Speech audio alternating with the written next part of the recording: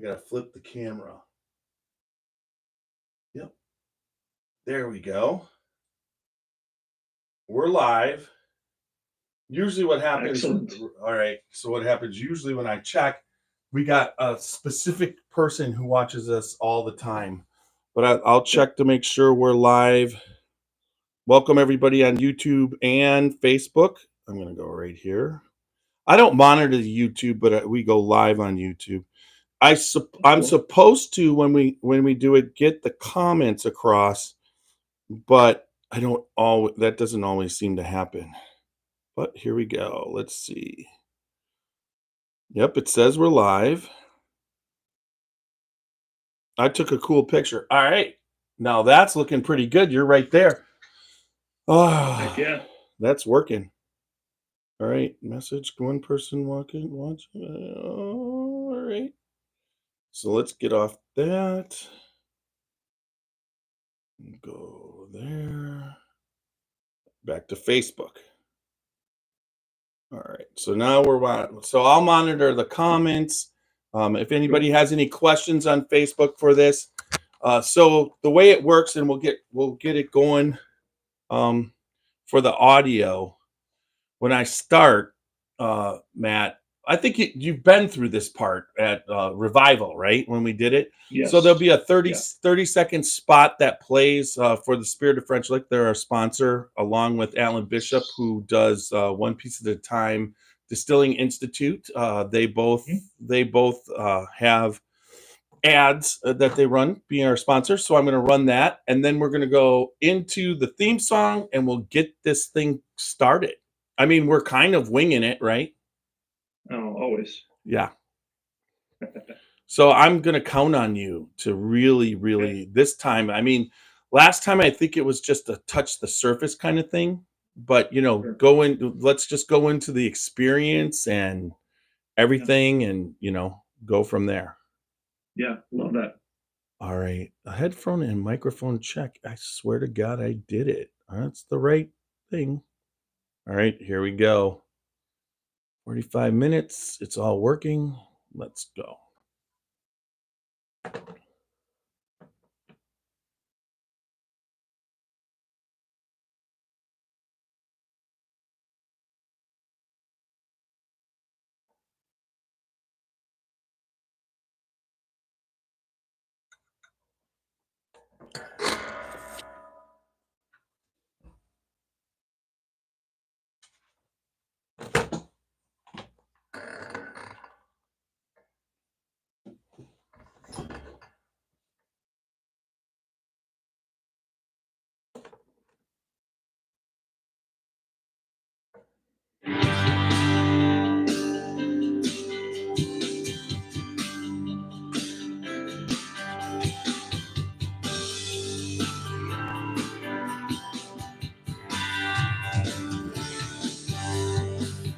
Drinking bourbon, sipping on some scotch. We get a little wild, but it's sure fun to watch. We love what we do, we're drinking every brew. And we talk some shit, but we're telling the truth. Yeah, we're the Scotchy Bourbon boys, raising hell and making some noise. Yeah, we're the Scotchy Bourbon boys. We're here to have fun and we hope you enjoy. We're here to have fun. Yeah.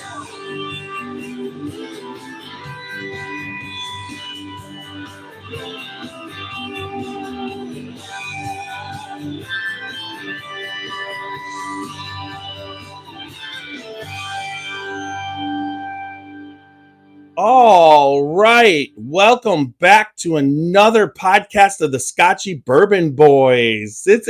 Tonight's a big night. We have myself, Tiny, in the house, and then we also have Matt Groves, ambassador for Augusta Distilling Company, correct? Is that Augusta Distillery? Yeah, Augusta Distillery, Augusta, Kentucky. All right. And you've kind of been in the background on a podcast once before, right? Yes, you probably heard me laughing uncontrollably in the background of one. Oh gosh, it must have been in the spring, maybe early summer at Revival Vintage Spirits when you guys were talking. You also had RD1, my buddy Barry from RD1, a couple others in there chatting. That's when we initially got to meet each other. But yeah, that was my debut of sorts, if you will. Yeah, and it's kind of like we got to meet there, and I can definitely say down at Revival that we were down there for that day, and it went kind of. It was like we were supposed to be there initially for Brad, and then Brad said that you guys were coming up, and then all of a sudden Barry's coming along too, and we got this like what would you say, like this rock concert with all the different players all of a sudden playing on the podcast, and it just kind of went wild because I didn't know what to expect, right? I mean, I had met it was so impromptu, so off the cuff. It was hilarious and it was educational and it was informative. I think it was like the perfect storm of podcast guests and venues to host, and obviously hosts, on your all's behalf because CT was there. I think a few others were there. I think your wife was there for that one. yeah. It was a blast. And I don't think Super Nash was up, but I do believe Whiskey was there too with his wife. He was. Yeah. Yep. So we had come up, and we were coming back from, I believe, podcasting at a couple different places, but this was the one that and then we were, I don't know, whatever that was. We were at RD1 beforehand, so we kind of got primed. It's just perfect. Yeah. Perfect. And when you go to Revival, a lot of times, the barrel picks are there. There's no doubt. They're running barrel picks all the time. But then you're just, Brad's just pouring vintage spirits down your throat, and you're just going, what am I tasting? It's just like, I don't know. I look at Brad's as a vintage candy store, right? It's like you're going back, and it brings back, and you get to do stuff like that. So it's great to have you on. We should get into it we'll get into it in a couple seconds. I just got to run the Scotchy Bourbon Boys, www.scotchybourbonboys.com for all Scotchy Bourbon Boys things. T-shirts, Glencairns. I set up all the stuff, and I forgot to put a tasting glass up. I've got little ones down there, but I'll get to that. And then also, we are on all the major podcast formats. Check us out on Apple Podcasts. You could check us out on iHeartRadio and Spotify, but ask Alexis, ask Siri. They'll play the Scotchy Bourbon Boys for, whatever you want. And then also all social media platforms. We are on YouTube, Facebook, Instagram, and X. Check us out there. Talk to us there. And, find us, listen. But remember, listen, comment, and subscribe, and leave good feedback. It helps us out a lot. So I'm looking forward to this because although it's a premium spirit, you guys have a lot of good stuff. Now Adam Roberts just said he's got a question. He said in his bottle collection, he has his Buckner 13 next to a bottle of Stag, and he noticed the bottles are similar. Is that on purpose, or the points similar in the rye with the the Stag level good? Or yeah, I think it's a standard bottle, but you go on the fact that the sure. Yeah, in terms of the glass itself, I don't think that there was any intentionality there, but it doesn't hurt to be mentioned in the same thought thread as the products that we listen. We're all hunters in one way or the other. The products that we all hunt and look to find when we can as well. So there's nothing on purpose there when it comes to the bottle, the proof points, where we're positioning ourselves, because proof is a great segue into just kind of a brief, hey, here's what we are, here's who we are. It is fitting because our stake is in the ground right now, as being a single barrel cask strength, unfiltered Kentucky bourbon producer. Right now we're sourcing, just so, and I don't think that's a big secret. I think everybody has known that we've been sourcing, for a while. You don't come to the market when nobody's ever heard of you with a 13-year-old whiskey.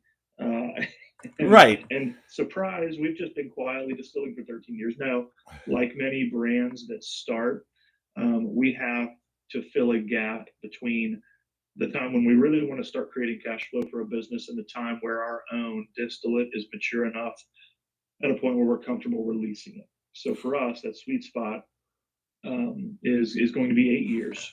So 13-year, we had the inventory aging, that those were barrels that were sourced a while ago by somebody who's now our president, by the way, Ryan Edwards.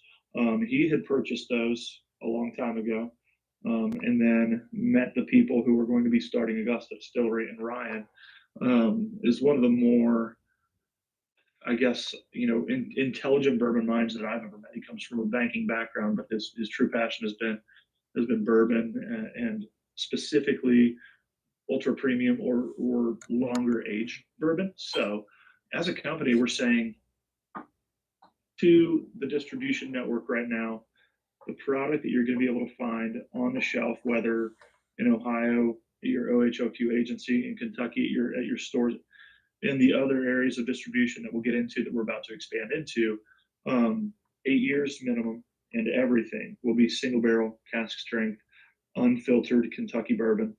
And that's just, that's where we're at as a company, and that's where we've said that we want to focus on. Now, can that change? Sure. We can always pivot with the trends and with where the market goes. But right now, we do think that the market is here, and that's what we're focusing on. And when we flip on our stills, drum roll please, in February of 2024, we've got 18 fermenters right now in our production facility that are getting put into place. Our copper is getting delivered within weeks.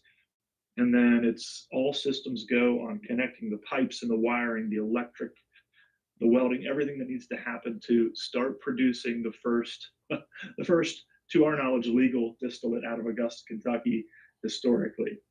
So we're really excited for that. Probably going to be laying down our first barrels of distillate that comes from Augusta, Kentucky. I'm thinking around April. You never know what can happen with machinery, with lead times, but right now we're eyeballing April for the first Augusta distillate to be put into Rickhouse #1 in Augusta, Kentucky.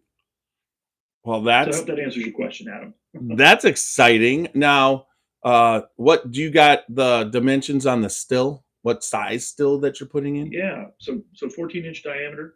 It's about 3 stories tall.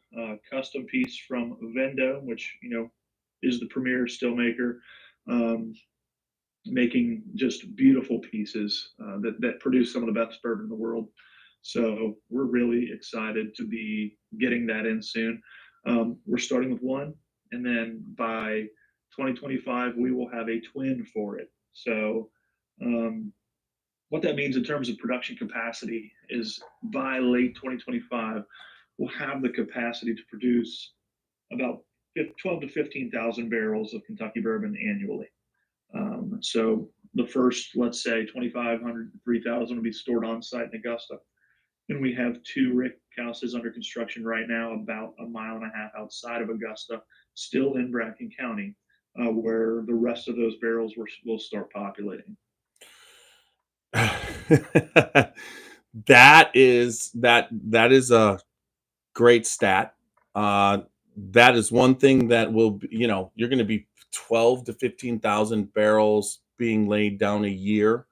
Then you figure 8 years, and you do the math on that as it first starts to come out. That is excellent, exciting. I mean, what you'll be able to supply opposed to what you're supplying now. I mean, 50 even I don't know, but I can't imagine your stock is 15,000 barrels even at this point. A third of that right now. Right. So you're looking at that. That makes sense for purchasing and getting the name out and everything. And then once you start to do that distillate, but That's really kind of cool. Myself and Roxy have to come down. I was supposed to initially pick up this bar top in Dansville this weekend, but that fell through because of normal production problems that happen Yeah. in the industry. So I wasn't able to pick that up. So I have to schedule a time to pick that up in January. So since I've already covered a certain part of Kentucky, maybe we can work it out that I get a little look at what you guys are, where you're at. We would love that. Yeah, for sure. I mean, from Danville, you'll have to come quite a ways. And this probably be helpful too. So Augusta, Kentucky, right? Because the first question we get oftentimes is, "Oh, so you guys are out of Georgia?" And you know, Yeah. I've been dealing with this my whole life as someone who grew up in Augusta, Kentucky. Went away to college in Chicago, that area, and then lived in Northern Illinois for a bit, lived in Lexington for a bit. Even people in Lexington are like, "Oh, you're from Georgia." I was like, "It's an hour and a half from here. You've never heard of Augusta, Kentucky?" But it kind of makes sense. Augusta, town of about 1,100 people, on the banks of the Ohio River, about 45 minutes east of Cincinnati. So, distillery speak, which I like to give, we're right between New Riff in Newport and Old Pogue in Maysville. So, you've got DSP number 3, and you got DSP 20,000 some. We're also in the 20,000s, but we're essentially creating a bridge between the old Pogue, Maysville, and the New Riff, Newport, that is going to mean a lot for those areas because we're able to create a connection between those two places that's going to lead to tourism. It's going to lead to more visitors in each of those small towns and communities. Um, Thrilled to be a part of the Beeline, which promotes all those businesses as well. And it's a great time to be doing this where we're doing it. But yeah, it's it's kind of a special situation. It really is. Being somebody who's from Augusta and also being on the grassroots team, the original team that's taking this to the market and saying, "Hey, okay, buy this sourced, older bourbon right now," with the promise of, because we're not saying this is not our distillate, it's not our distillate, but what we can promise people is that we know what good bourbon tastes like. If you follow the award circuit and you saw what happened in San Francisco with Buckner's 13 winning bourbon of the year there, you know that we know what really good bourbon tastes like, and we're going to commit the same amount of time and energy and the quality control that we do right now for our source barrels as we do the barrels that we will begin putting away ourselves. So all that to say, Augusta isn't a terrible drive from anywhere. It's about as centrally located as you can be from some place that's really far away from other places. So on your way back from Danville, just pop up 75. Well, come our way. Just remember, I live in Canton, Ohio. So when I'm coming back, I can cross over in Maysville. So you know what I mean? So we just swing there and then go up to Maysville, cross over. We could pick Maysville or Cincinnati, but probably head that way and then cut across the state. But that would be probably also determined in January how much snow is predicted. Because when you do the Maysville way, a lot of side roads. You know what I mean? Lot from Maysville. If you're coming from Maysville, you know that you would be taking Old Route 8 to Augusta, right? Which is the namesake of the bottle that you've got there and of the product that truly will become synonymous with Augusta Distillery because it's going to be what's readily available at all times. And that was intentional. Old Route 8. Just to dive into the product and the story behind the product a little bit, which I have here. That's been the vein that has connected Augusta to the rest of the world for generations. It is how commerce continues to get to Augusta and from Augusta. If you're talking about the mid 1900s, it's how my grandfather got to work to Cincinnati at the shoe factory. When my dad was old enough, it was how he started carpooling to get to work to the factories in Cincinnati so that they could find gainful employment. And to this day, people are taking Old Route 8 to and from Cincinnati. and Maysville, and even further beyond that. And so this is our way to pay homage to, to the road that really served as that glue for Augusta, and helped make it stick. Um, so we're really proud of Old Route 8, and that traditional bottle was predecessed um, by a first edition release. We mentioned about 72 bottles left in Ohio right now in the first edition. Probably some on shelves in Kentucky, a little bit harder to track, but same mash bill as Buckner's 13, so 74, 12. Use my cheat bottle here because I've got some Buckner's 13. Um, but what we believe to be, a good traditional bourbon mash bill, and we loved all of the notes of the Buckner's 13 mash bill so much that when the opportunity arose for us to get that distillate at 8 years, um, we saw the opportunity and we seized it, to celebrate the launch of the brand that we know people will begin associating us with most. So that first edition bottle is all but gone now, and it's being replaced by a traditional, which is a fantastic bourbon as well. And for those who might think, okay, well, why isn't it all going to be the same mash bill? Well, the reason being, because eventually Old Route 8 will be joined by, 3 other mash bills. We're going to have your traditional, that is going to be available all the time. It'll eventually be joined by a high rye that's available, a wheated that's available, and then a sweet mash that's available. And then by the time the sweet mash comes out, what you're going to see is that transition of sourced distillate mixing into the market with Augusta distillate, with our own distillate. So then that transition period happens, and in perfect timing for us to continue working on those mash bills, that some of which coming up will be contract distillate releases. I think the wheated is contract.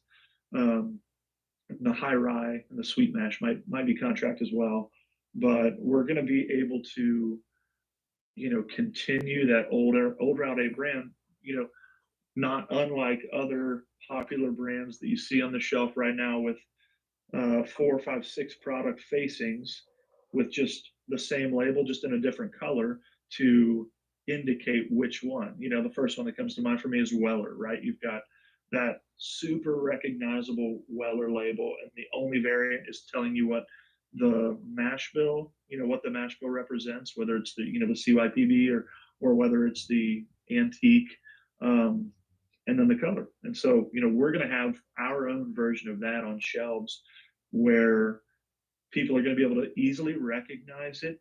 They're going to pick it because it has been in the market long enough to where they know they can trust it. And each release will still be a single barrel, cask strength, unfiltered release. That's awesome. So Old Route 8, is this a blend? This is a blend of different barrels, right? No, these are all single barrels. So this the traditional is the second single barrel in the line. The first one was the first release, and now this one. Okay. Whoop, almost dropped. Wow. Yeah. So when you're going to the store, everything you find is going to be a single barrel. So, if you've got 2 stores in Canton, they might each have a different barrel represented there. It's not to say that they picked, because they'll be spread out, but each bottle is representative of a single barrel of our sourced bourbon. So Paulie Baloney, I got my Route 8 in Ohio earlier this year. Are they part of that special release? Yeah. So if you got them in Ohio, those will be first edition releases, Paulie. Yeah. And quite frankly, in the Columbus area, I was in Columbus this weekend, and there was a Route 8 on the shelf when I was there. So it's available in the Columbus, the southern part of the state. So if you're, hearing about it, there's like you're saying, one of the amazing things of what OHLQ is doing for distilleries like yourself is being able to give you the data of what your product's doing and where it's doing well. It gives you, their computer system is like, it's not like you get that everywhere in the country, right? I mean, it's Sure, sure. Yeah, honestly the tracking, um, the control state, the politics of the control state, the arguments about the control state, they can be so divisive. Um, from the consumer level, especially, I understand, but I can never say enough good things about how, from a supplier perspective, OHLQ is able to get us so much beneficial information for us. It's so helpful. The real time tracking is unlike a lot of places in the country. Um, and it's all there, and it's there for you for free as a supplier, for you to log on whenever you want. It makes my job as a salesperson a lot easier to know where I might need to pull bottles from, where I might need to send bottles to, where I might need to set up tastings. It's a big deal. Yeah, I mean, it's like where to concentrate. You might be doing really well in one area, and you might want to stop in the area momentarily because tell everybody they're doing a great job. And so, but then where you might not be as strong, I mean, there's no doubt the team at OHLQ has been doing a super job. So that's one thing. And when you were telling me you were getting that data, that's one of the first times I've talked to somebody that they talk about the data, and it's really kind of cool that specifically how many bottles are left. And I mean, 72 bottles off that barrel. It's there's some. I mean, the people. It's delicious. I mean, it's a good, and it's a first release. And now you guys with getting ready to open that distillery and do everything that you're doing. I mean, it's a collectible thing also. Although Paulie said, to be honest, both are empty. So so I thought that was cool. Yeah. Go back out and find some more, or let me tell you, you can always trade up too, because and this is something that I know I don't want to rush ahead because I know you just poured yourself some more Rade, but I think you and I are both nursing a little holiday party bourbon fatigue, maybe. But that's this, right? So So you got a sample bottle there. This, see how close I can get to the screen there on my phone. Yeah. Is Buckner's 10-year single barrel cask strength unfiltered. I'm not sure what barrel number, what proof you got here, but I've got here right now barrel number 22, bottle number 208, 108.6 proof. So what this bottle is meant to do is it is meant to round out our ultra premium brand, which, right now we're known for the Buckner's brand. We're known for Buckner's 13. If you got one of these, I mean, good on you. Like, that's incredible. But the 15-year, 60 bottles were released to Ohio. 60 bottles were released to Kentucky. There was so little. I mean, this was a 6-barrel release. This is our 15-year Buckner, same mash bills, the 13-year. And so what we've done with the 10-year is we've presented, to bourbon fans out there a little bit easier way, I think, of getting a Buckner's bottle. Because right now, I got super lucky. I was driving through LaGrange, Kentucky recently, stopped at a fast lane liquor store there, found a bottle of Buckner's 13 at MSRP, so I immediately bought it. To be honest with you, I had to have it. It had been so long since I had one of my own bottles of Buckner's 13 that I needed to get it. But that being said, you're seeing it pop up on the secondary market now a little bit more. And from a price point perspective, that can sometimes make things less accessible, to somebody who really wants a bottle of it, who's really going to take it home, open it, enjoy it. So Buckner's 10 is hitting. So it's been out in Kentucky, 200 cases to Kentucky, another 200 cases to Ohio, and it just is getting out on Ohio shelves this week. So if you have like last minute holiday shopping needs, if you're one of those people who's going to go like me on the 23rd and do some shopping, you might be popping in. You might be popping in at a couple stores. $149.99. So that's $50 less than Buckner's 13. Makes it a little bit more accessible for sure. And if you are the type of person who has a bottle of 15 and a bottle of 13 at home, and maybe they're unopened, or if they're opened and you still have some left, and you want to round out that collection or you want to round out that series, Buckner's 10 will be the youngest Buckner's. And then as some of these honey barrels in that program age up to 10, 13, and 15 over the years, there will be hyper limited releases again of each, but they will be few and far in between. So, this kind of last minute push, it's available at the distillery for sure, but for those who can't put Augusta on the schedule yet, we completely understand that. It's available, it's out there. Start looking for it this week. Get after it. Well, one thing that I did notice is that when you first started, I saw I believe it was a 199.15 that was released here in Ohio. And a lot of people at that price point didn't know what to make of it yet. So Sure. it was there. I mean, I looked at it a couple times, whatever. I hadn't met you yet. I had no idea. Quite frankly, you said everybody's talking about Augusta, Georgia, but I'm even dumber. I will admit it. I was thinking Canada, and then I looked up and I got you guys confused initially with Alberta. Oh, So I mean, so that it wasn't even the same name, right? But yet, because there's a lot out there, and when you first see it, you're not sure. And I'm always doing, but then once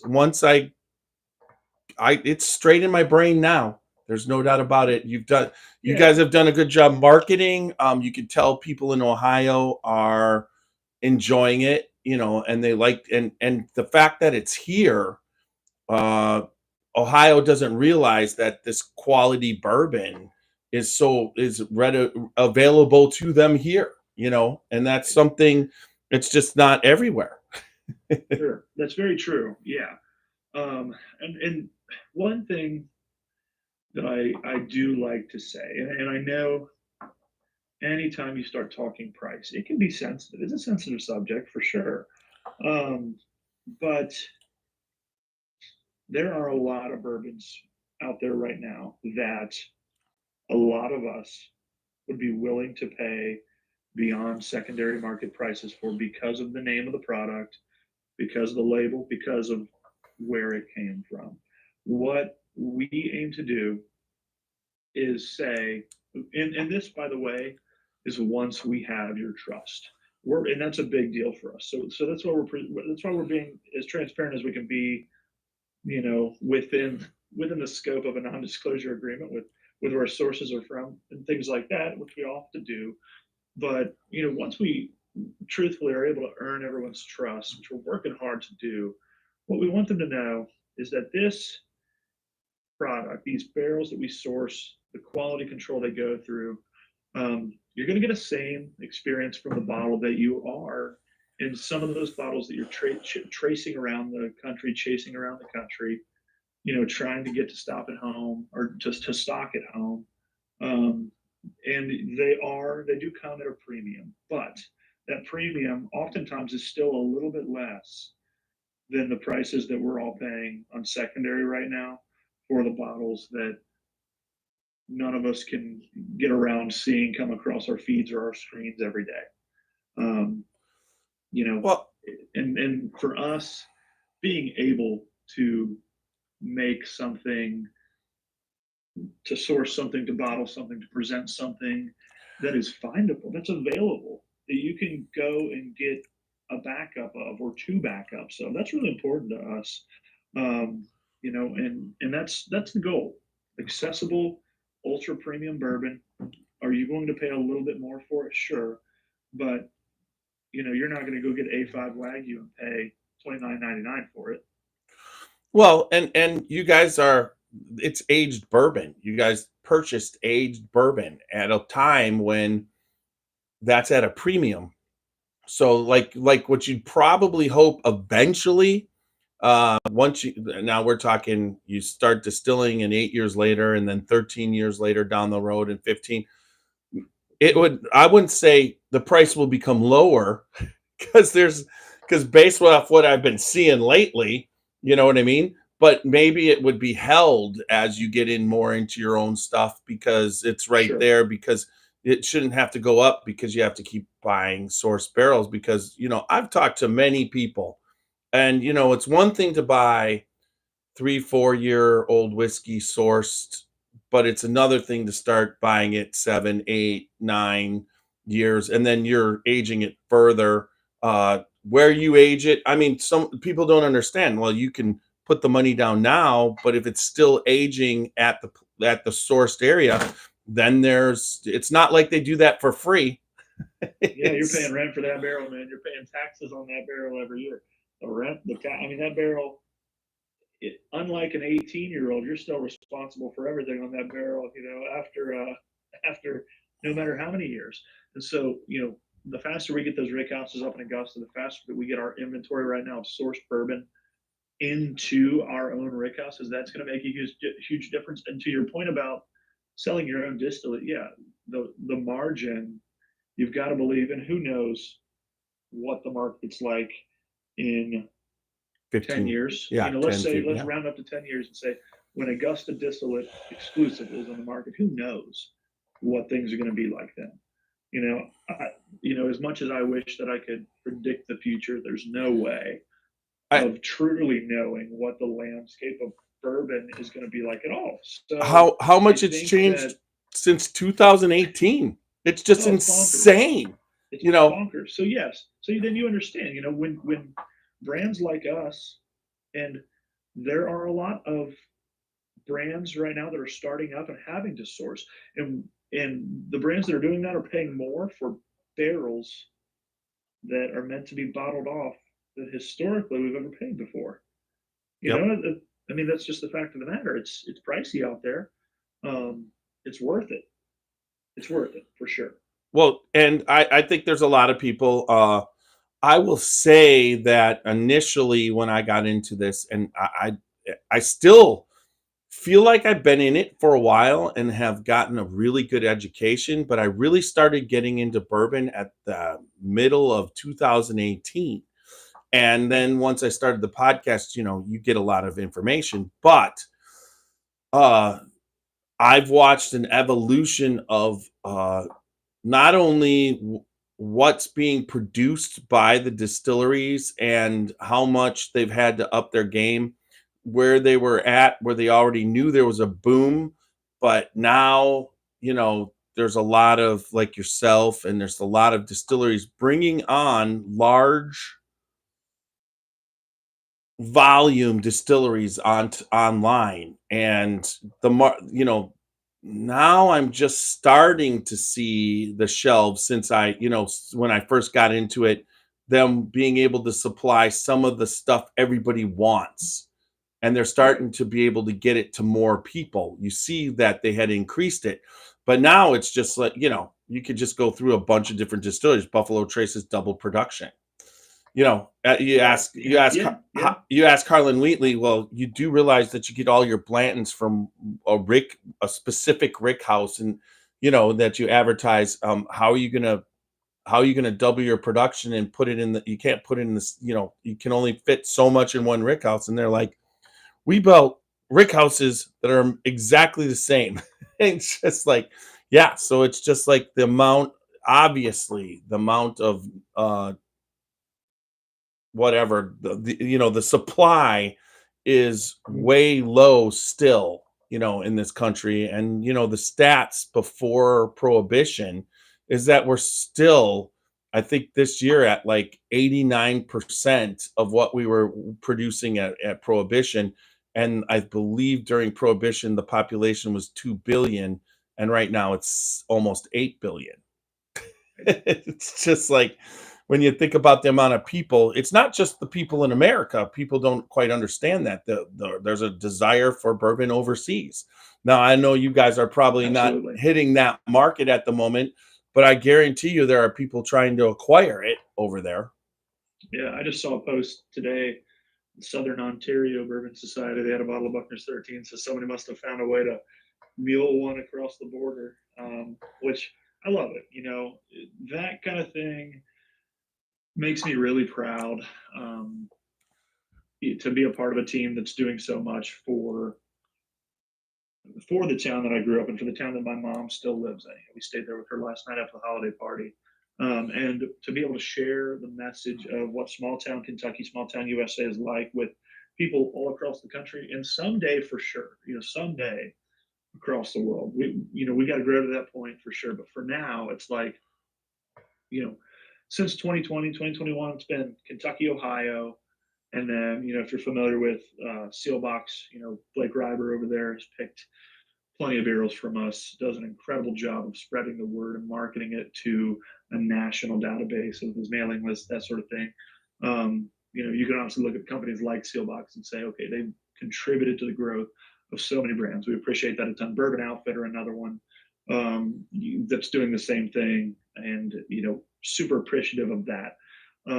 But they can't necessarily get the same volume into the other places you want to expand unless you work through the 3-tier network of distribution. So, Indiana just got its first pallet of products. So we're proud to say that we've kind of captivated the tri-state area in Kentucky, Ohio, and Indiana. And then, a couple days after getting that first purchase order from Indiana, we got one from Missouri and Kansas, working with an incredible distributor down there that has already worked really hard to get a pallet placed for us. Q1, so January, February, and March, expect to see us with Old Route 8 and a little bit of Buckner's 10 in places like Tennessee and Michigan. I'm working with North Carolina right now. We're hoping to see it in Texas and Florida, between January and March as well. So you could be in 10 to 12 states by mid 2024 and really working to spread, not just the bottles, but the message of where Augusta, Kentucky is, why you should put it on your map for your bourbon travel destination list, and why you should give it a chance, and why you should give it a chance in addition to us putting out quality product, is that, for us, philanthropy and being involved in the community in Augusta is a huge deal. So, in addition to already ensuring that we're a company that's, community based, we're working really hard with the small independent school there, which is the school that I graduated from, by the way. K through 12, one building, 300 students, in a primarily low income area. The student population is primarily low income and qualifies for free and reduced lunches. So that is our focus for our nonprofit giving, is to the foundation that has been set up to benefit the school and its students and its educators. We just on Friday, I think Friday is the deadline, like Thursday at midnight is the deadline. Right now we're auctioning off a barrel of Buckner's 10 with 100% of the proceeds from that auction going to the school. That barrel is worth around $22,000. We're at 12 and a half right now. To be honest with you, I'm hoping in the 11th hour we see an influx of bids. Right. That way we can, get a nice check off to the school. But I was a student there once. I know what it's like in the summers to need to benefit from the school lunch program 365 days a year. That's really important to us. And so when you go out and when you're in Missouri or when you're in Texas someday, or you're in Indiana, Michigan, any of those states, and you're buying a bottle of Old Route 8 or a bottle of Buckner's 10 or anything else that we put out, what we want people to know is like, it's bourbon and, is what I like to say. It's bourbon and, the feeling of knowing that when you pick up a bottle, you're giving back to people who need it. It's bourbon and lifting up a small town of really hardworking people who've worked hard for a long time. It's bourbon and building a multi-million-dollar facility that is always going to have at its core the best interests of the people of Augusta, the school in Augusta, and to go beyond that, Bracken County, Kentucky in general. Yeah, the jobs. It brings jobs. So so we were talking a little bit earlier about Whiskey Thief, and you were talking about, it's the same. Talk about, because where you guys differ from Whiskey Thief is you're distributing beyond the distillery, but True. the right now, if you visit you guys right now, there is an experience that can be had, right? Absolutely. I Yeah. mean, It go is a into fun that thing. because that is a Sure. cool thing. Sure. So, um, when you come to Augusta, what we aim to do is we want to inform you about what makes Kentucky bourbon, and what makes bourbon the national spirit of the United States and its territories. We also want to entertain you by allowing you to be the cellarman, let's say, or the rick house facility manager. So what you're going to do when you come to Augusta is you're going to start off by learning about what makes bourbon, but in the setting of tasting through 3 different barrels of varying age, mash bill, and rickhouse storage style. Those barrels are in front of you, and you are going to be popping buns. You are going to be using traditional copper whiskey thieves, and you're going to be pulling your own samples. You're going to be pouring sample for your buddy next to you. Obviously, we have to watch to make sure you're not over serving them. Um, within the legal limits, obviously, all of this. So, but you're using the tools that we use, that historically distilleries have used over the ages to taste from barrels to see if it's ready, to do quality control. So you're getting to do that straight from the barrels in a group of people led by Billy Bays, who is just so well versed in everything bourbon and more. A true spirits enthusiast who really has a good grasp of how to delight a guest. He's just got the best personality for it. He's an incredible person. We got a great team of people who do it in addition to him. But if you get there and you are able and fortunate to get the Billy Bays experience, I mean, it's top notch, second to none. And on top of all of that, once you've gone through those 3 barrels, right now it's a 2-year-old weeder, it's a 5-year-old high rye, and it's a 6-year-old traditional. So once you get through tasting through all those, talking amongst yourself, looking at your tasting board that's in front of you, you know, we allow you to then take that same copper thief and start filling up bottles. You can take up to, I think it's 9 liters of, or we can legally sell you up to 9 liters. It's all in the form of 750 milliliter bottles, but you'll pick the bourbon that you want. You'll fill your bottle. You'll place your label. You're going to write out your mash bill. You're going to write out the date. You're going to write out the age yourself. So it's a handwritten label that you've been able to do yourself.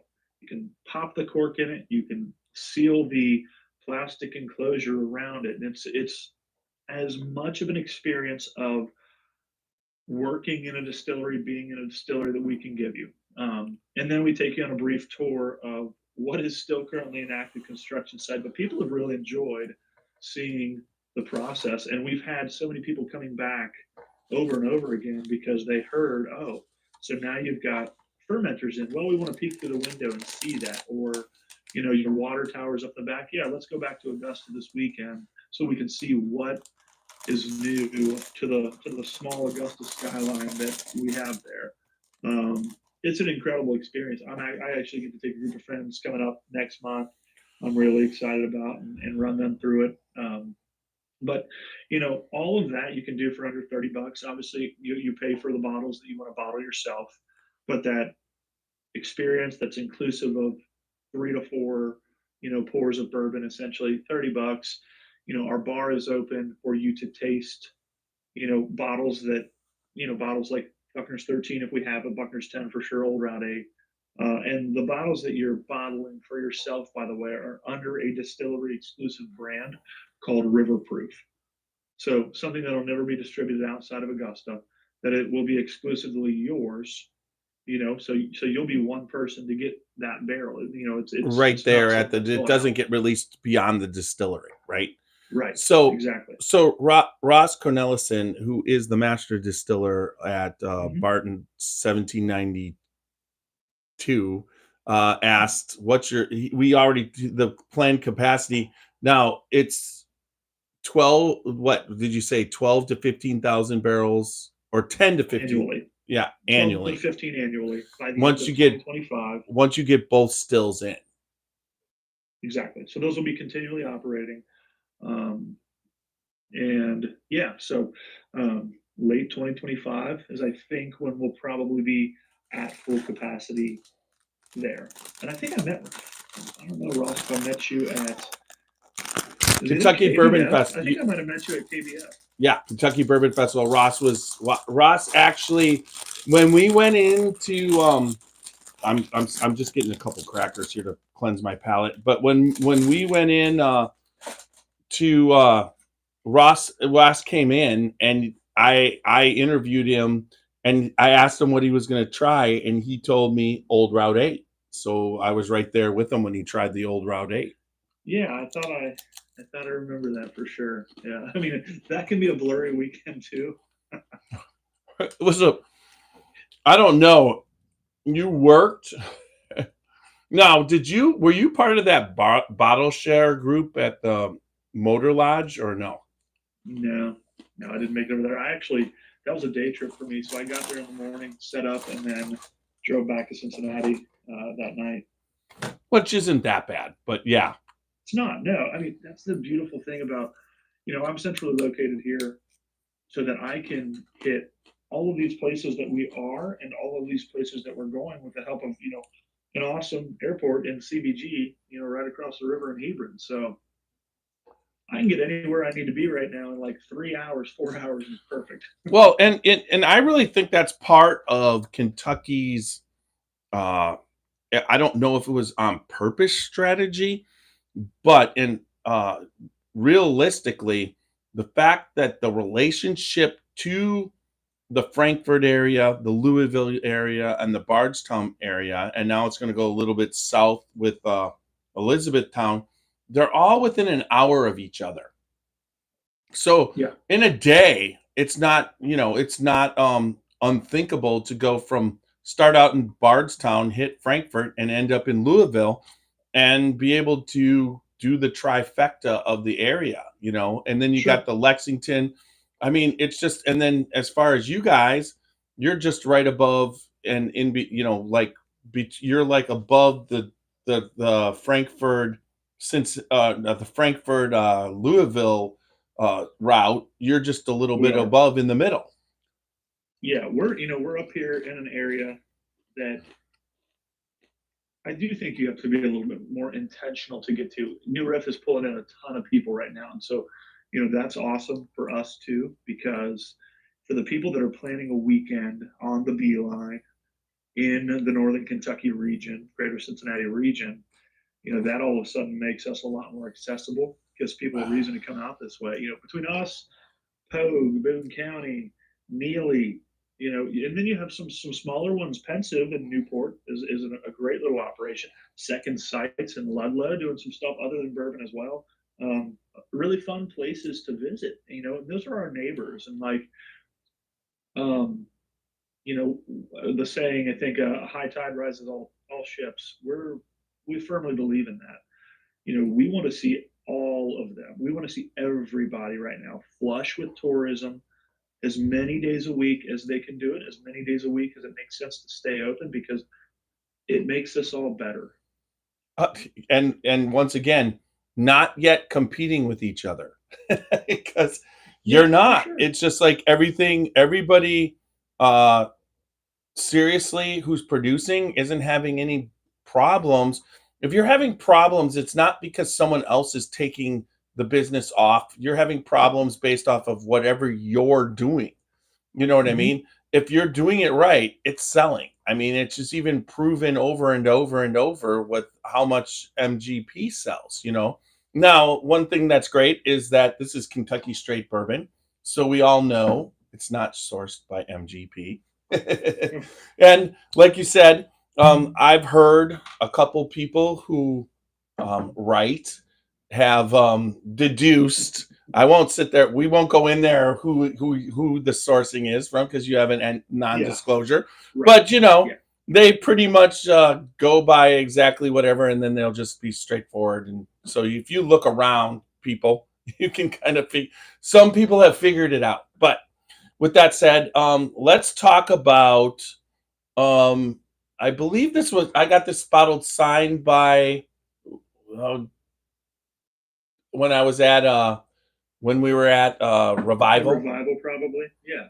Yes, and Yeah. say I'm forgetting his name. So that was probably Judd. Judd, yes, thank you. We're probably there doing that. Yeah. Yeah. So, And we have an incredible group of founders who have already and will continue to play integral roles and, shift in and out of positions kind of as needed, like who's best for the position, in this time. And so, right now, Ryan Edwards is our president, and some of the other founders are in more board member positions, to where they can kind of, from a high level, work on operating day to day big decisions.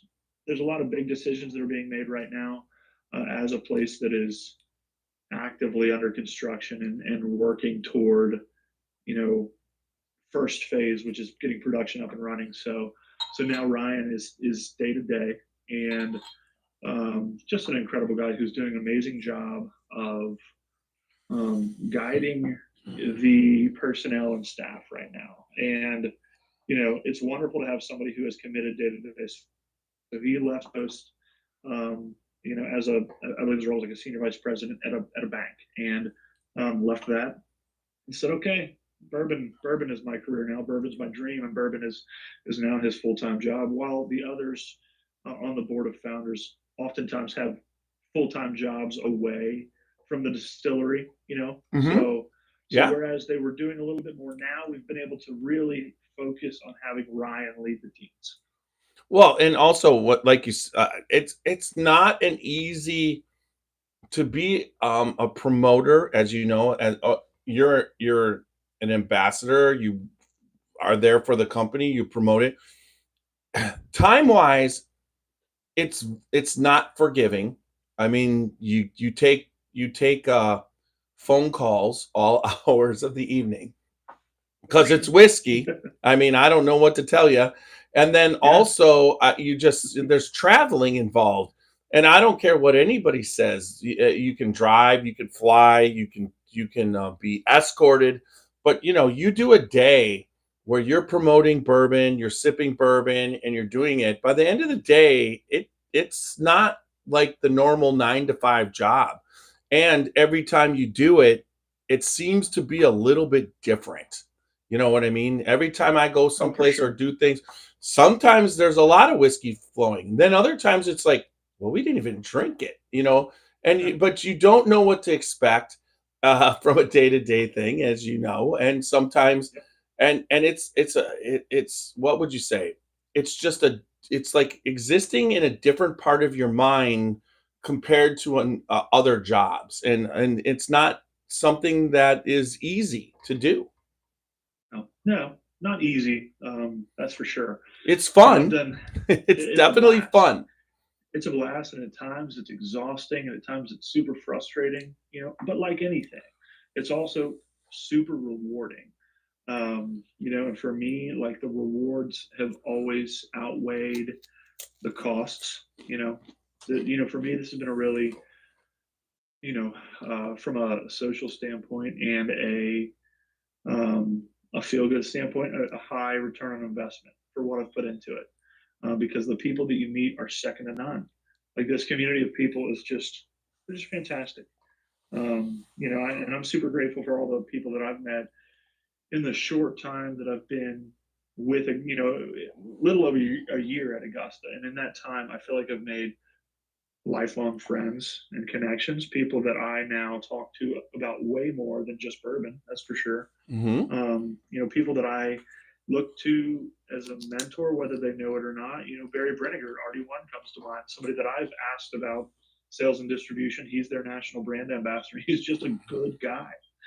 Doc Mangan at the Lexington Bourbon Society, somebody that I know that I could call anytime I'm in central Kentucky and say, hey, you want to hang out?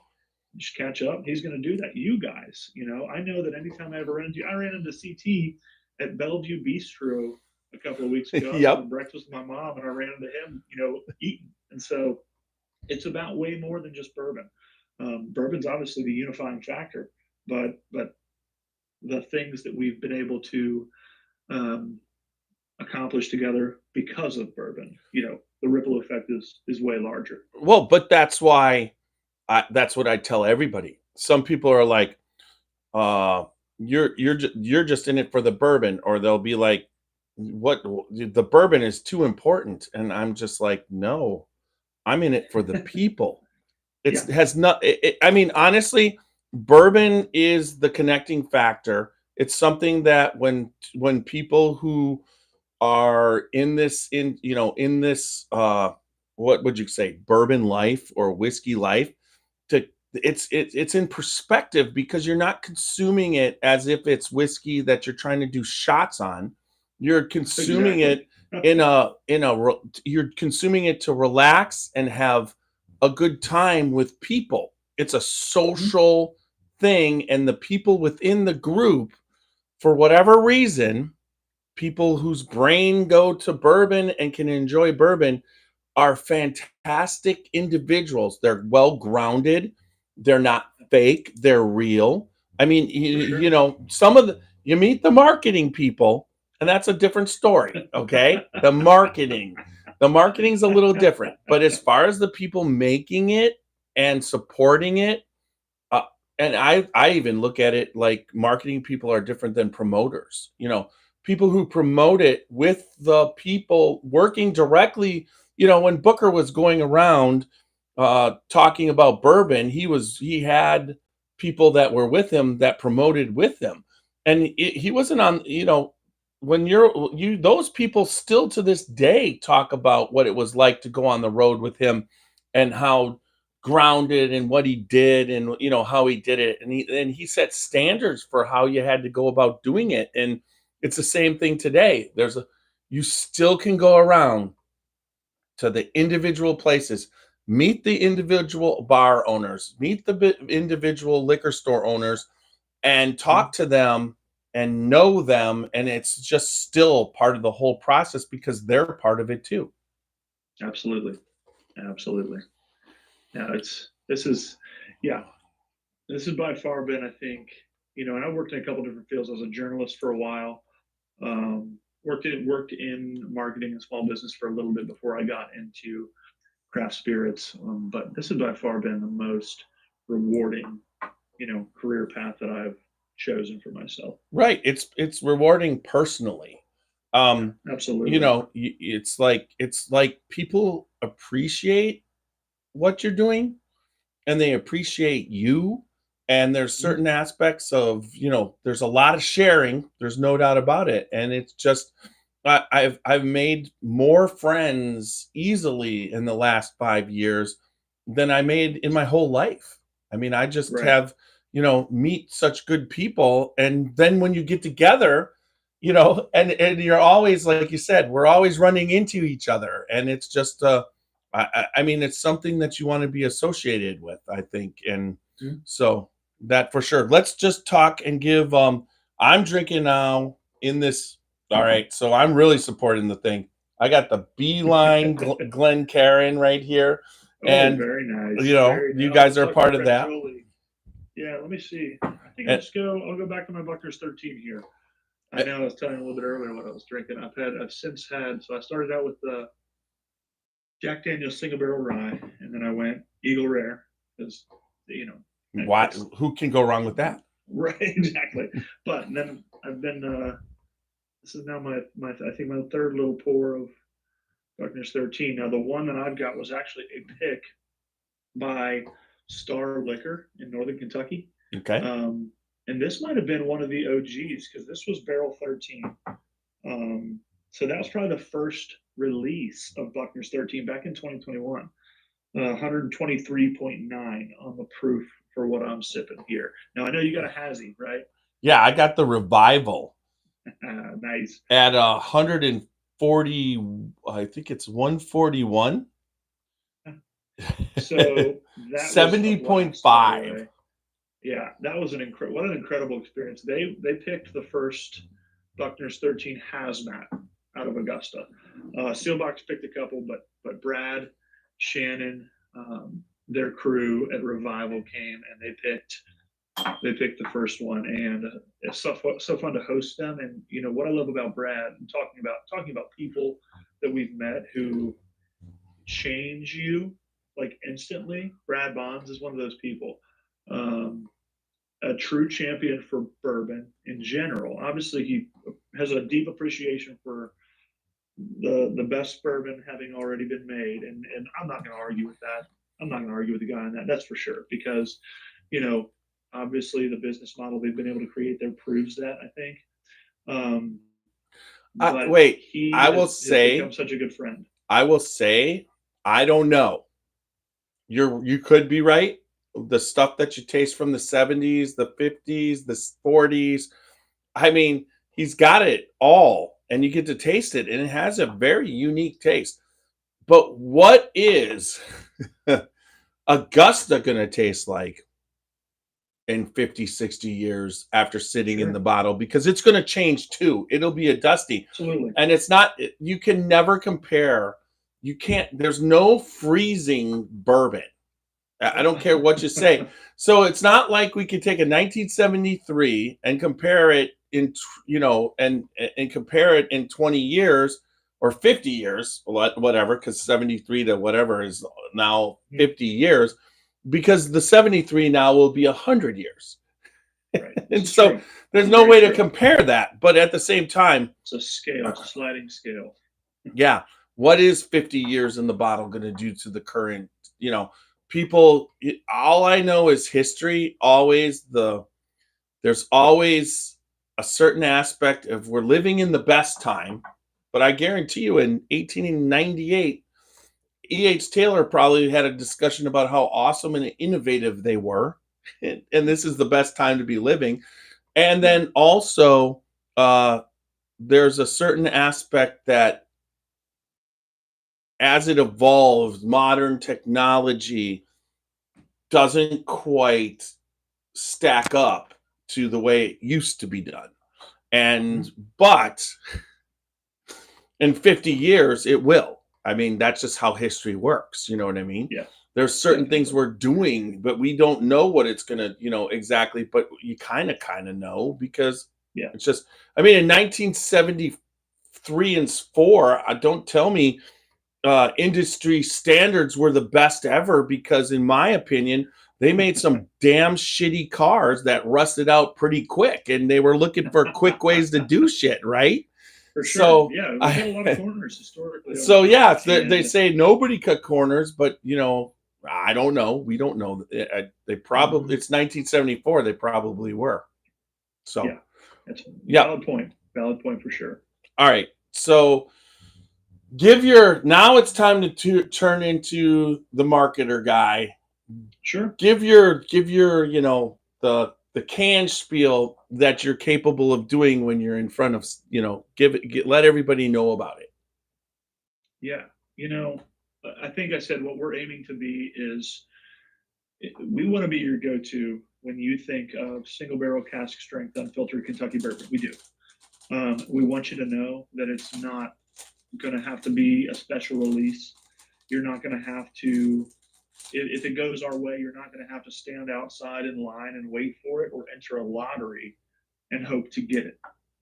Because we want this to be available to you every day if you're willing to trade up for it, right? Because we all have those bottles that we kind of keep going back to. What we want to happen is for these bottles, for the old Route 8s and the variants, the differing mash bills that come out down the road, for the occasional special releases of Buckners that happen, we want you to be willing to trade up from a price perspective to bring that home. And know that we're working really hard to make sure that this isn't something that that you have to find on the secondary market.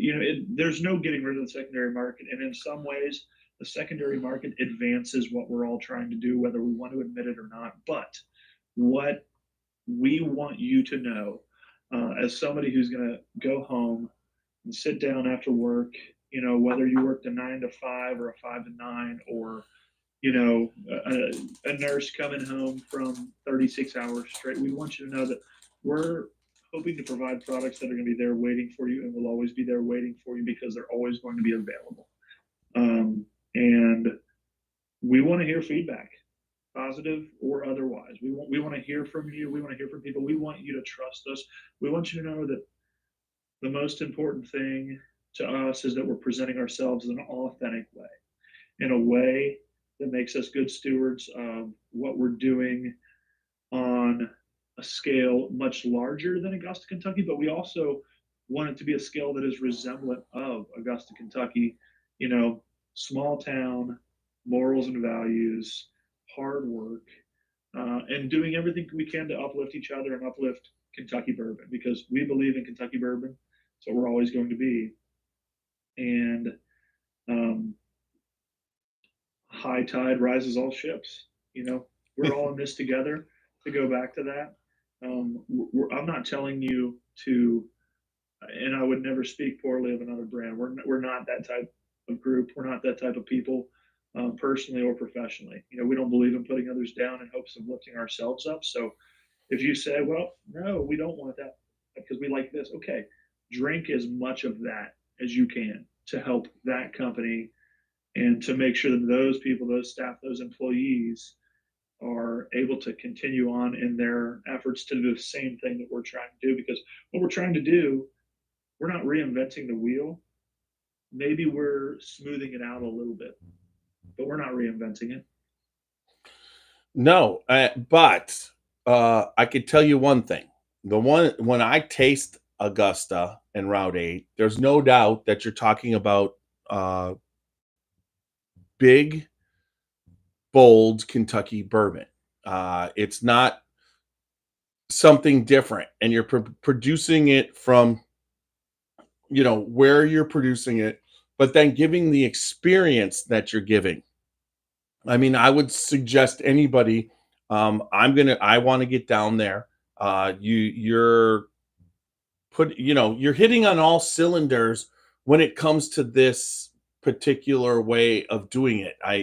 Everybody understands there's sourcing involved to get it, and then like you were talking about at one point, you're gonna I mean, you might always source Right. to get your flavor. You know what I mean? Mhm. As you keep producing, there's so many things that are open to you guys as you grow and become bigger and get more and more, stuff to the market. You look at even at Bardstown Bourbon Company, their brand and their, the discovery and the other, Fusion the fusion. That and when it origin. first started, it was sourced way more. It was 80-20, and right now it's 20-80 as they keep coming Mhm. up. But they might always be to keep that flavor, because the flavor profile is important, and you got to Absolutely. do what you got to do to keep that going. But as far as the single barrel program, it is definitely something that is intriguing. But I'm telling you, your single barrels, you're putting out a lot of single barrels. It's not like you're putting out it's not like it's Blanton's, where it's or even E.H. Taylor single barrel, where those are hit and miss. There's three different levels. There's the if you don't get you don't need a topper to save you. You know what I Sure. mean? Each single barrel that you're putting out seems to be well thought out, uh, and it's consistent in its flavor. There's that really deep, rich. There's some brown sugar. There's a little bit of caramel. There's aspect of the oak, that it's barrel strength aspect, and then there's a little nutty, like not a peanut, but like maybe a walnut kind of thing that's going on, which everyone when all three that I've tasted have that consistency to it. So, what you're doing, I've always thought, the distillery has to have people who know how to taste and know what's going on, whether you're large or you're small, right? Yeah. Yeah. The quality control, the barrel vetting process, I'll tell you, is it's so intense that I've had to bow out of it a few times. When we were whittling down from the lot of Buckner's 13 barrels that we had and ordered to pick what we were going to submit to the San Francisco World Spirits competition, where we won a double gold and we're honored in that competition as Bourbon of the Year. I think I tapped out after like maybe the first 12. I was like, this is lost on me. I'm gone, you know. So, but we have people there who are able to pull out those flavor profiles. It's so fun to watch and listen, you know, for me, even if I'm not always able to hang in there with them. Well, sometimes, I mean, you are a younger guy. I'm just going to throw that out. Your taste buds can be fried more easily. You know, some of the older guys like myself, our taste buds are nowhere near as it takes a little bit more to fry it because they've been fried so many times. You know, I still can taste 80 proof whiskey and get good flavors out of it. I haven't fried it that bad. Oh, definitely. But there are people out there that, you know, they'll just rip on 80 proof bourbon because they can't taste anything. And it's like, wait a second, stop ripping on the whiskey. Because most people, you've numbed yourself. Yeah, most young people, they're getting fried by that 80 proof. It's like, it's not their fault. So anyways. That's for sure. All right. So thanks for coming on tonight. I really appreciate it. Absolute blast, man. So the way that it's going to work going forward right now is we'll bow out of the audio. We'll still be live on Facebook and YouTube, and then maybe talk a little bit and then finish up there. And if you want to go while I finish up there, or if you want to stay, the meeting will go for a couple minutes. It's all up to you what you want to do. All right. Yeah. Well, yeah. Thanks. I have to do a Paulie for commenting, and Ross Cornelison. That was great to have you guys in here. Stacy Pritchard was watching, and then also Drew Harris, and there was one other guy that Paulie. That was and then was that Adam? Yes. Thank you, Adam Roberts. So thank you for watching tonight. And remember, we're the Scotchy Bourbon Boys, www.scotchybourbonboys.com. Matt, I would have to say you're a friend of the Scotchy Bourbon Boys. We've had a lot of fun this year, and I look forward to meeting you more down the road. And then also remember Facebook, Instagram, YouTube, and X, along with all the all the podcast formats, Apple, iHeart, Spotify, you know, anything, anywhere you listen, you can hear us. And then remember, good bourbon equals good times and good friends.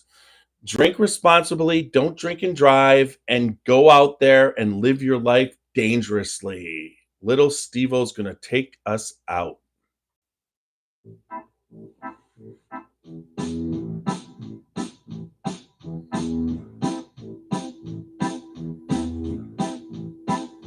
Oh, show me the way to the next whiskey bar. Oh, don't ask why. Oh, don't ask why. Show me the way to the next whiskey bar. Oh, don't ask why. Oh, don't ask why. For if we don't find the next whiskey bar, I tell you we must die. I tell you we must die. I tell you we must die. Hold on. Let's find that. Where'd that go? There it is. Oh, show me the way. It just went. I did stop recording, so that didn't show up in that. So I got that. If there's anybody left on Facebook with questions, that's fine. Yeah, let's hear it. Yeah. Drew Harris was on there. He's a buddy down in Boone, North Carolina, actually, and big Buckner's 13 fan. So appreciate Drew hopping on tonight. Yeah, and it was really awesome that Ross did too. That's really cool to me. You know, when I meet, I'm still that like guy, or I say kid sometimes, who still goes on bourbon trail tours, still goes to distillery tours. And when I meet somebody like that, I'm just like, Oh my god. Oh my god. Well, And that's how I felt at KBF when I met him. I was like, wow, cool. That's pretty cool. That's special. well, and then going down to when we went down for KPF the Thursday before, we got to go and he gave us a tour at 1792. There's no Mhm. tours there, and we did a podcast with him. Right. And I had met him momentarily through uh wow through why I am having Stacy Pritchard. Through Stacy Pritchard. She had it we hung out one day in Bardstown and Ross came in and it was really kind of cool. We got to meet him and then we did the podcast and he showed us and I really think what Ross is doing at 1792 has I've been tasting more through their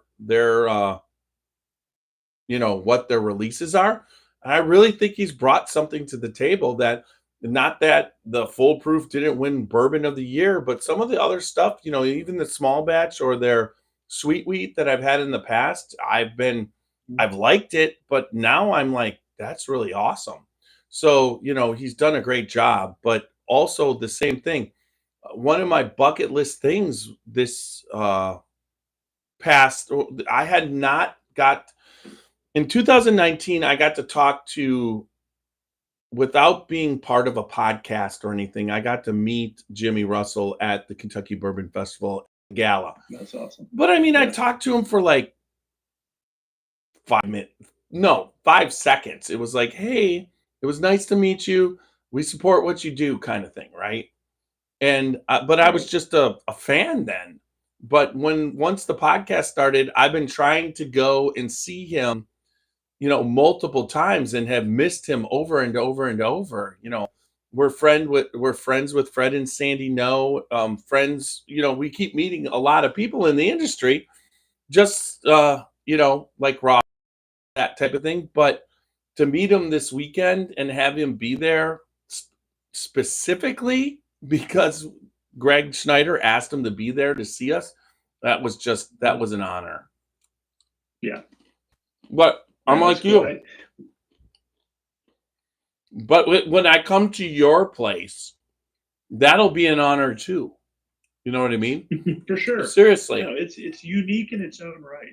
We don't obviously, we're not a heritage brand and we'll never be that, but we are is just a group of people who are so passionate about what we're trying to build in Augusta that and it comes across. It really does. It's so much fun. I'm not there nearly as often as I used to be, like from an operations perspective, because I'm out doing this.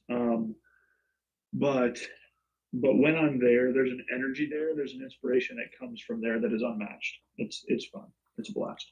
Yeah, and then also but since we've started, we've been associated with the Chicken Cock brand, which was just starting.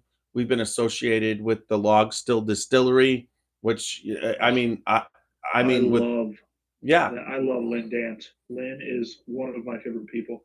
I just ran into her last week at the party store. She was hosting a tasting of Rattle and Snap, which, by the way, is I know I've talked about. I love Jack Daniel's Single Barrel Rye, but I'm going to be a Rattle and Snap fan. I think for the rest of my life. So good.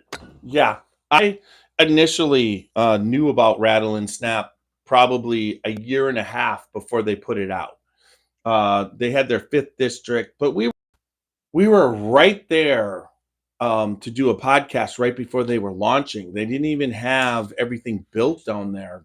Charlie took me around, showed me what their plans were, and then also Luca Mariano with Francesco and Jennifer, and so we've been associated with brands and starting and growing as they keep growing, we keep growing, but it's the same thing with you guys. I want to be a part of that. And it's Absolutely. and so that's one thing that we love to do. So just know that. Yeah. Well, let CT know when you're going to come down. He was going to try to make it down a couple weeks ago with some buddies, but we were a bit too far off the beaten path for them. So But we would love to host you guys down there. You know, Well, even if there could be like a special recording. that would be great. Because I really want you to sit down and talk to Ryan, because Ryan is a hoot. And he was going to join us tonight. I don't want to speak for him, but I think the holiday party hit us all pretty hard.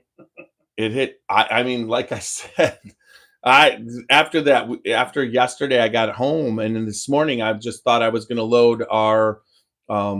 We did on Friday. We did 2 recordings, so I was just going to load that up tonight. I'll load it Thursday now, and I thought then like I said, I saw the 19th, and you're like 19th is good for me, and I'm just like, what's today?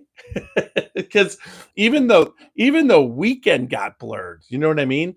2 different hotels, people sleeping over Friday night, people sleeping in my house, a different hotel on Saturday, a different hotel on Sunday, and then getting home and finally like sleeping in my bed. It was like, you know, but I did have to get up this morning and do my real job.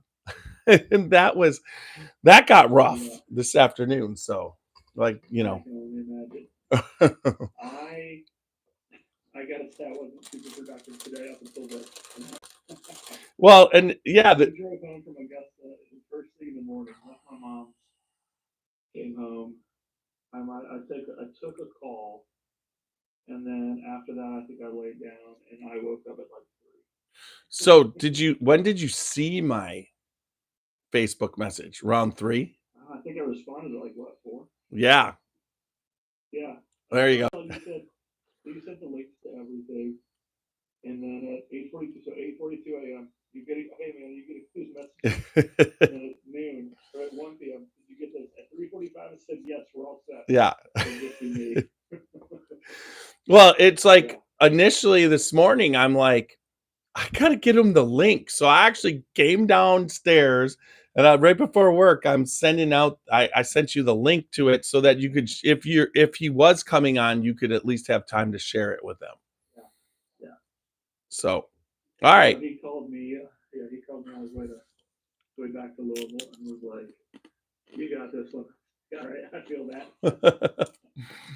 Yeah. Well, but like I said, I really appreciate everything that you guys have done, Matt, so far, and what hanging out with you.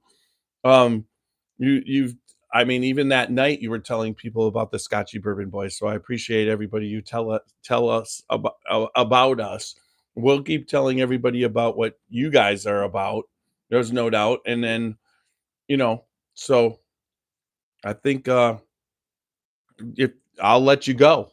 I'll get us off Facebook and then off YouTube, and then that sounds good, man. Yeah. Well, thank you for having us. Seriously means the world. We're big Super Boys fans. We always will be. So I look forward to seeing you guys again soon. Okay.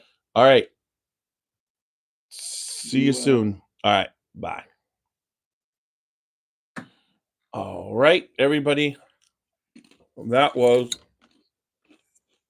on YouTube. That was Matt Groves, and we're gonna call it a night. Thanks for everybody watching.